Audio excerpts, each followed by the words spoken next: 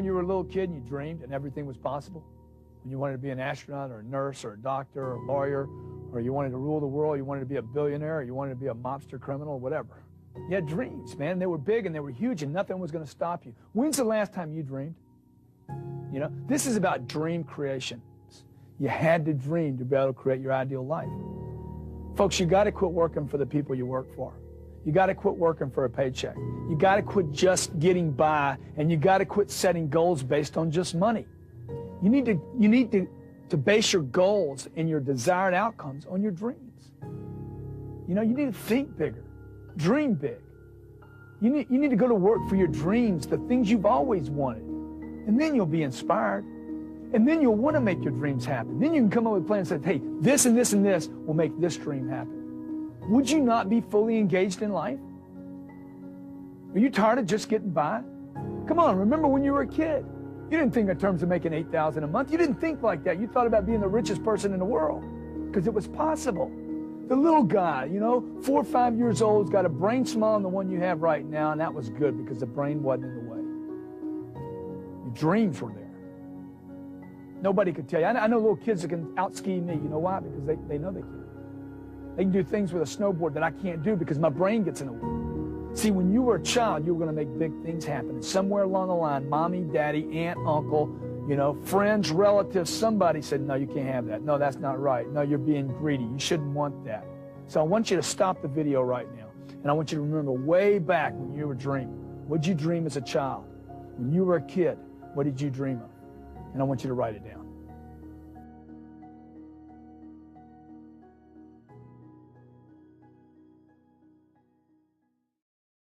No matter how hard it is, how difficult it is, how tough your life seems to be right now, you can go anywhere you want in life, anywhere. The number one rule in creating success is to show up, to merely just show up. In fact, it's been said that 90% of all success that people encounter is about showing up. Just show up, folks.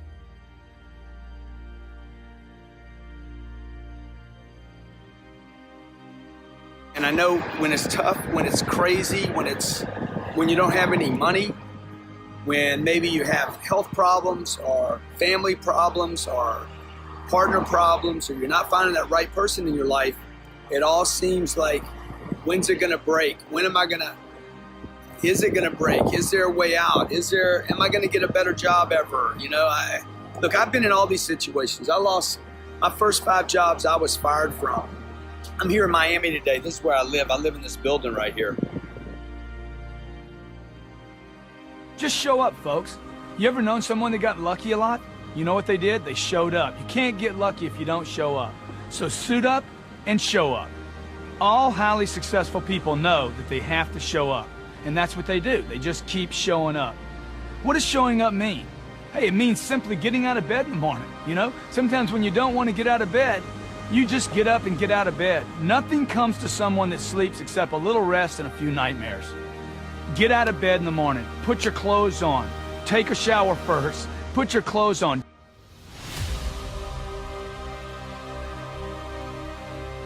The environment that I lived in, I was losing it. I was not doing well. I was using drugs.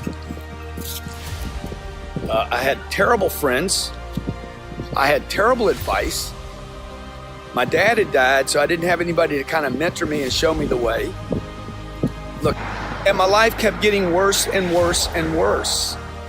And you're like, I just don't have it in me to make calls today.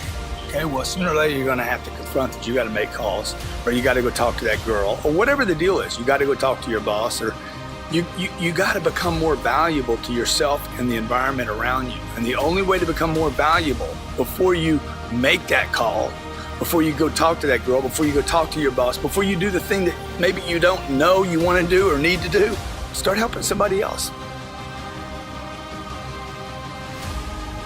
I didn't think one day I'd have a jet, fly, you know, I'd be able to fly private, or I'd have 5 companies that make a bunch of money. I never ever thought about that stuff.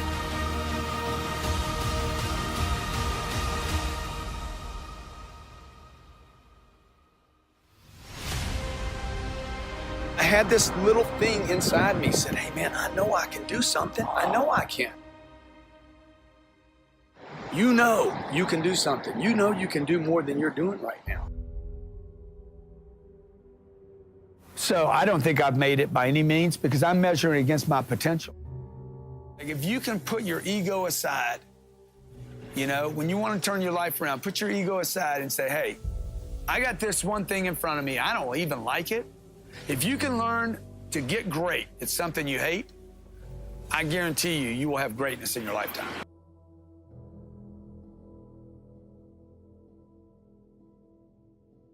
So I was broke at 25. At 45, I was worth probably, I don't know, I mean, I was worth 10 or 15 million bucks.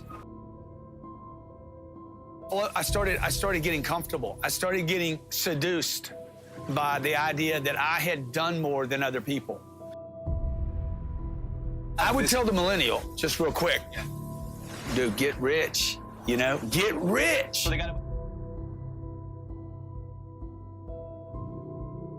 There's three things people don't know about money. They don't know how to make it, they don't know how to keep it, and they definitely don't know, number three, how to multiply it. If anybody that's out there that gets comfortable, you will always be punished for being comfortable. The entire middle class in America should have had their massive wake-up call in 2008, 2009. Trying to reach for what I can do, not what I have done. You know, the day you start taking responsibility for what happens to you is the day you will start controlling what actually happens to you. You know, most of the people I meet in my seminars are saying, well, hey, so-and-so won't let me do this, or my wife won't let me do this, or my husband won't let me do this, or my boss won't let me do this. Folks, the moment you assign responsibility to another human being is the same moment that you accept never to be in control of your own life. This week, put yourself back in responsibility of everything that happens to you. The car wreck, the nick on the car, you know, you get overcharged for something. Everything, the argument with your spouse, okay? Your kids don't get to school on time because of the bus. That was your fault. The moment you can take responsibility for everything, the lost deal, the people that didn't get approved, the moment you can take responsibility for everything is the moment you will start controlling your life, your customers, and your outcomes. Take responsibility, increase it. Look everywhere. I get a cold or a cough. Hey, how was I responsible for that? It wasn't because I sat on a plane with 223 people that were sick. Well, hey, I'm the one that bought the ticket. I'm the one that got on the plane. Take responsibility, increase it, and you will increase control in your life. Hey, thanks a lot. Get control this week by increasing your responsibility. Smoked weed, next day I smoked it again. Next thing you know, I'm like full into drugs. And nobody starts using drugs thinking I'm gonna be a drug addict. But within probably 2 years, I was doing drugs every day. 15 years old to 25 for 10 years, some 9.5 years, I used drugs almost every day. I know the feeling of being lost and not knowing where to go or what to do, or it could be lost with your money, lost with a job, feel like you're at a dead-end place, you can't get a promotion. The most successful people in the world wake up some mornings with no clue what to do today. Okay, so first thing I want you to know is that it's normal. It happens to everybody. It's not like you're a bad person or you're lost or you're depressed or you got some problem you need to take medication for. Everybody, regardless of their stature in life, where they are, regardless of their money, their relationship, promise you, no matter how much they present, like they look like they got the whole package put together, everybody has those days where they don't know what to do. I don't know what to do, you know? Uncertainty. Make the phone call you need to make. You know there's a call sitting there right now that you need to make. And you're wondering, what should I say? Just make the call. You'll figure it out. Call comes in, take the call. Customer walks up, address the customer. Show up, folks. Just do the next right thing. You have an appointment coming in, show up for the appointment. Be there, be early. There's a girl you want to call, pick up the phone and call her right now. There's a guy you want to call, pick up the phone and call him and find out what's going on with him. You want to go surfing? Get a surfboard. I don't know how to surf, Grant. You don't need to know how to surf. Get the board first. Hit the ocean, you'll figure it out. My vitamin is the future, right? So I live on a future.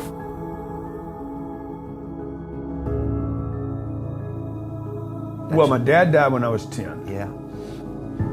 So, like, I'm thinking, man, life is short here.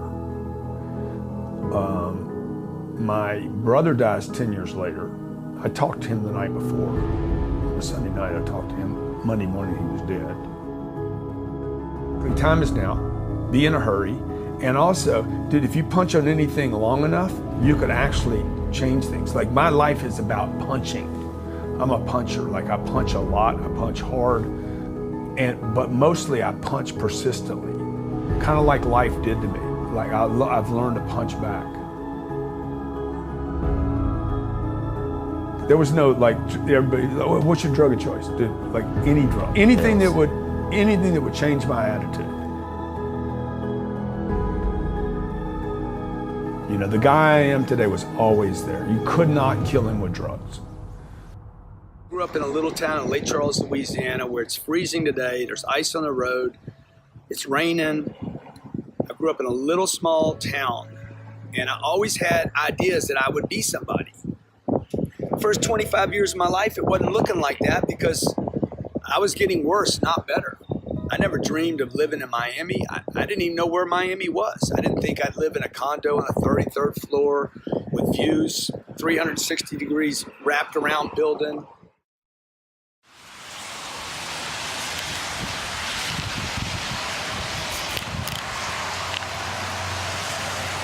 I sold cars right here. 25 years old, 26, 27. I sold so many cars here. Right out here on this lot, man. This is where I sold all of them. This was mine, okay? I ruled this concrete. I do it in the rain. I do it in the sunshine. I do it when it was cold. I do it when it was wet. It didn't matter, man. I became a professional salesperson right here. Every day, I'd show up here an hour and a half early every day. I'd stay till midnight. And I was here at 7 o'clock in the morning at a 25-minute drive. I'm here till 11, 12 o'clock at night.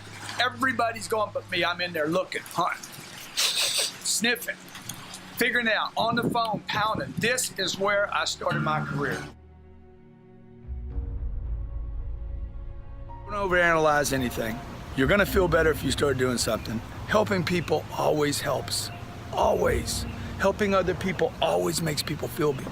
Don't overanalyze it. Show up in the direction, some direction that starts to become survival and better for you. And 3, go help somebody, dog. Go help somebody. Okay, we got on the plane, flew over there. Yeah, it was work, okay? Raised over $1 million for charities. I came home and I felt better about myself, right? So if I could do that, if I can do that a series, okay? Maybe you're not gonna raise $1 million today. You're probably not. I'm not gonna raise $1 million today. I'm gonna do a bunch of little stuff today now. Now I gotta go back to doing little stuff, okay? I gotta go doing the little stuff of taking phone calls, helping people, looking for somebody in the streets to help. But first thing I gotta do is I gotta show up. No matter what, man, no matter what. No matter what, dude, show up. Even if your eyes are bleeding, show up. I've been doing that for 34 years now. Show up even when I don't want to, okay? And then what I try to do is I try to help one person. And what happened over the period of 34 years, I did that every day. I'm not depressed anymore, at least not for long periods of time. I don't use any kind of medication, don't use any kind of drugs, don't smoke weed, don't drink, excessively drink. I might have a drink once in a while. And got a beautiful wife, 2 beautiful kids, and for the most part, my life is freaking wonderful. All I did was this. I don't overanalyze. Never do I label myself a loser, a quitter. I'm hard on myself. I never label myself OCD, ACD, ADD, OCDD, whatever, a depressant, alcoholic, a drug addict. No, I don't. This is what I do. I do things, okay? I show up, move in the direction. I don't overanalyze, move in the direction that I think could be more pro-survival than staying in one place. And number 3, help somebody. Anybody, man. Just start helping people, okay? And what that does, it gets me into action, gets me into movement, gets me out of myself. I don't know if that's emotional intelligence or not. I know this. It's action intelligence. Action intelligence is not artificial intelligence. It's AI. Action intelligence makes me feel good. I hope this makes you feel good. I look forward to your comments. God bless. Be great. Look, I want to help you. Anything I can do to help you. By the way, on your money, on the money point, let's get that money right. Let's get your money right so you can go to a charity event and help out. If you hit the link, I'm going to give you my little millionaire booklet. It's a 44-page booklet on how to become a millionaire. My goal is to give 1 million of these away this year. I want to give 1 to you. All I ask you to do is once you read it and it starts changing your financial condition, share it with somebody else, okay? God bless. Be great.